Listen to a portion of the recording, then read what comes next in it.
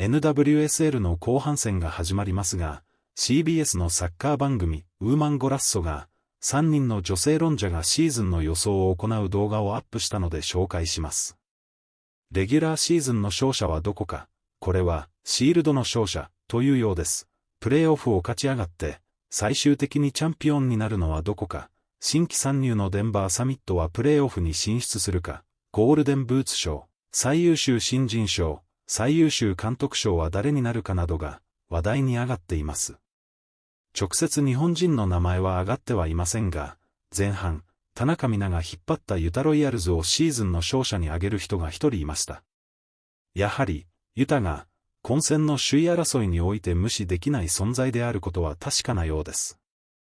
でも、最終的なチャンピオンシップを争うのは、ロドマンのいるワシントンスピリッツか、グーロライテンやサムカーが新たに加入したゴッサム FC だろうというのが妥当な予測のようです。それと特別にチームとして言及されているのがデンバーサミットで、後半戦からリンジー・ヒープスが加わることでさらに一段上を目指すに違いないという評価を受けています。ニック・クシングが高く評価されているのが、私には少し意外ですが、ああいうストレートなタイプは、アメリカでは評価されるんでしょうね。この番組では言及されていませんが、松久保のいるノースカロライナには、イングランドの期待の若手、エリカ・パーキンソンが加入したことも注目されます。18歳でイングランド代表チームに抜擢されただけあって、イングランドからも高い関心を集めているようです。CBS のウーマンゴラッソについて、改めて簡単に紹介すると、毎回だいたい3人か4人の女性のトークで進行する番組です。画面左上のダリアン・ジェンキンズは、元サッカー選手ですが、今は、この番組には欠かせない存在で、進行役を務めることが多い。右上のサンドラ・ヘレーラはスポーツレポーター、画面下のマコール・ゼルボーニは、やはり元選手で、ノースカロライナカレッジやゴッサム FC でもプレーしていたようです。Let's get into second half of the season predictions. We are going to take a look at Shield winners, champions, if Denver will make the playoffs, Golden Boot winner, Rookie of the Year, and Coach of the Year. Sandra, do you want to kick us off first with who do you think the Shield winner will be? All right, we're starting with Shield winners. I was actually trying to remember in our predictions piece that we throw out on .com, like who I went with in this one. And I want to say I went with the Spirit. And I think I'm going to stay with the Spirit, honestly. Okay. They're in the mix. They're not that far off from this table right now. Utah's doing incredible things. We're also just like not really talking about Portland in the way that we're talking about San Diego or Utah maybe. And they're also a team that are just like right there in the thick of it. And so I think what's one of the more exciting storylines heading into the second half of the season is, in fact, how many teams are in serious contention for the Shield. So I'm going Spirit with this one. I think they still have enough time and a couple games in hand to make it happen. Spirit. Okay, so I'm sure a lot of people saw online I already made predictions for the broadcast team. But with all this movement, I got to change up my answers now. So we made those predictions prior to this summer move. My Shield winner is Gotham FC. A big part of that reason is because I want it for them so badly. I think this is the one thing that they haven't achieved that they need to challenge themselves to do in order to be that dominant team that we all imagine that they can be. They've won the championship multiple times. They're winning, other cups and other tournaments. The one thing they haven't done is win a Shield. So for me, if I was on the team still, that would be my main focus, is like, this is how we stake our claim and state that we are the best team week in, week out. We win this Shield and we will exercise our dominance, not only over this league, but, remind the rest of the world, like, we're dominating one of the hardest leagues in the world. Ooh, I love this. I'm going with the Utah Royals. Utah Royals can win the Shield. Yes, I do. I've loved Kate Del Fava. I think she's been incredible. I think that they don't even let games get to a point where they have to be so defensive anymore. Their counter press is amazing. We'll see. These are predictions, everybody. All right, champions. McCall, who you got? Who do you think is going to win this? I have Spirit.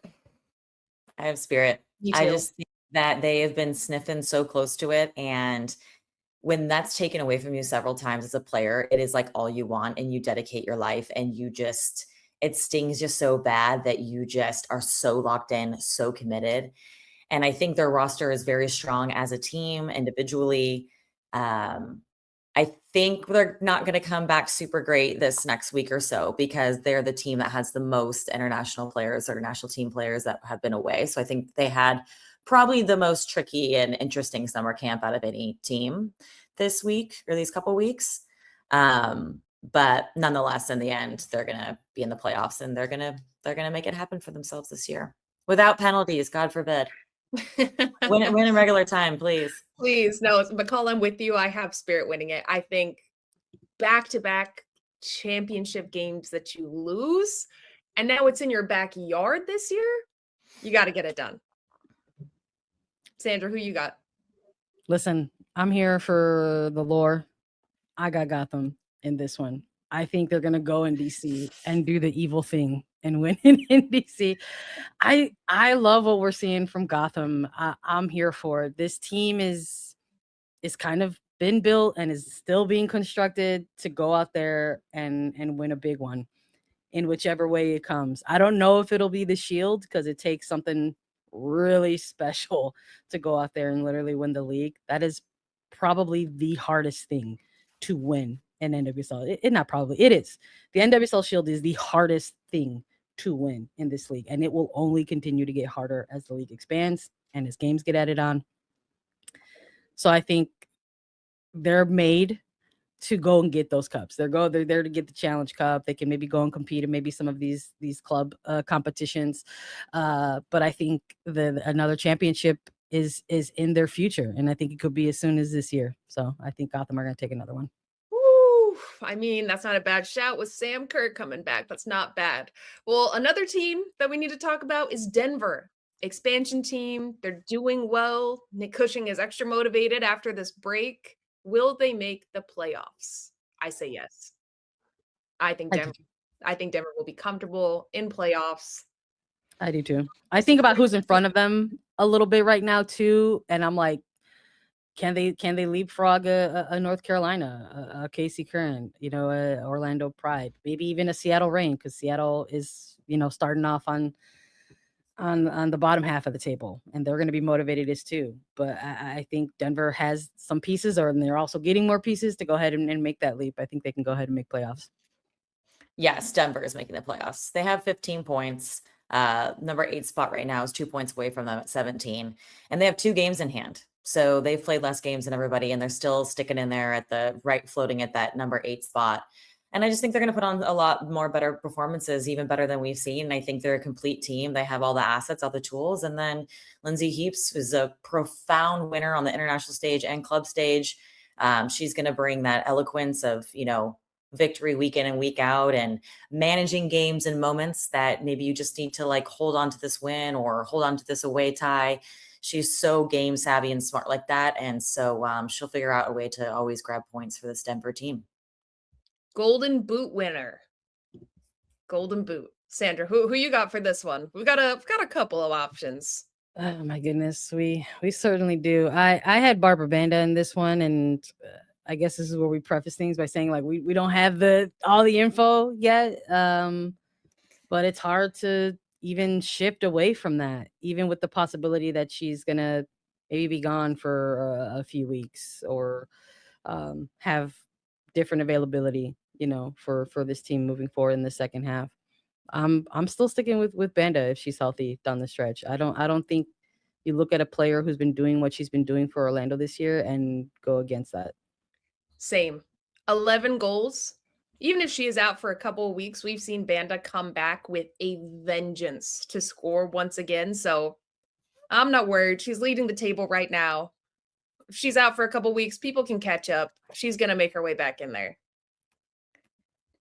I don't have Banda because I think that she has been a one-man band. She's been really alone out there. And that's going to get exhausting for her.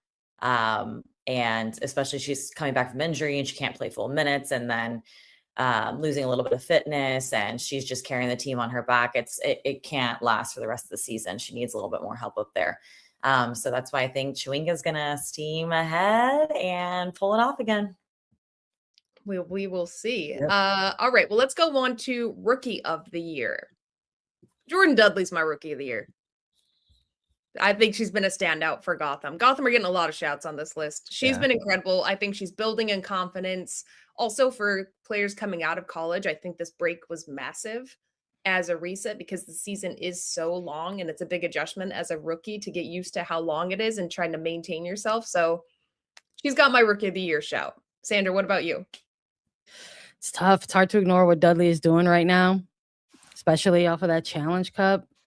But I do wonder about the Sam Kerr of it all moving forward. I think about that in really just the most recent, like, NWSL Rookie of the Year race in last year. I think there was maybe that counter argument with someone like a Riley Tiernan who had just sort of slowed down a little bit in terms of, the goal scoring. And after getting that really hot start and having a really promising season for Angel City, you could sort of see what happens to a lot of players in NWSL. Sometimes you hit you plateau a little bit. And I think that kind of is what lost her a little bit of extra energy in that Rookie of the Year race last year.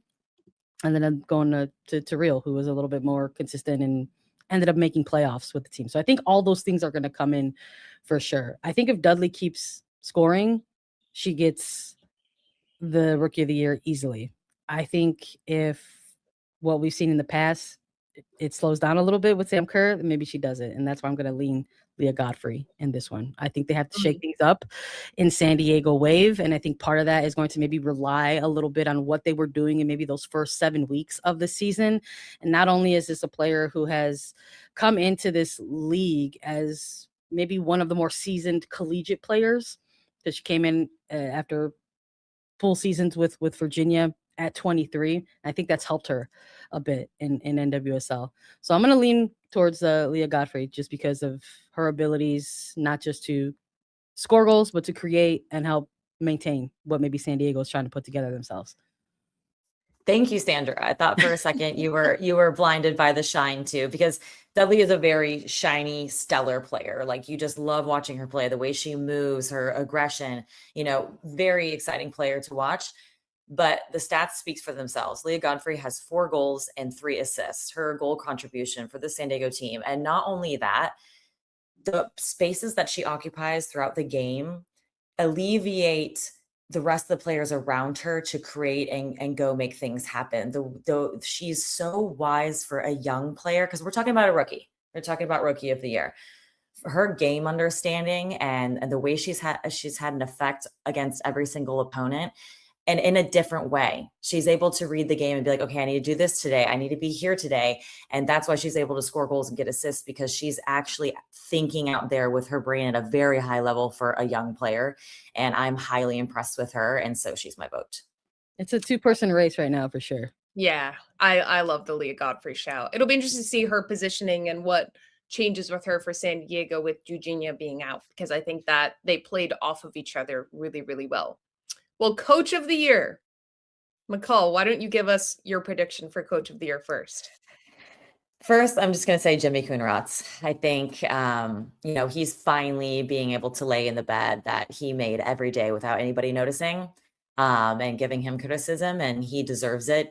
He stuck to his guns, and I love the way he's a player's coach. He really cares about the individual, and he puts them in their best positions to thrive and play to their strengths. So everyone out there on Utah looks like they feel comfortable in what's being asked of them, because he knows what their strengths are. And when you feel comfortable and free, you're going to put on your best game. And I think that takes a lot of cognition and noticing from a coach to put players in their best position to strive and thrive. And so I love that for him. I think that's a great shout. I think if Utah does break through to the playoffs or ends up winning a Shield in some capacity, like, that's going to be very difficult to ignore.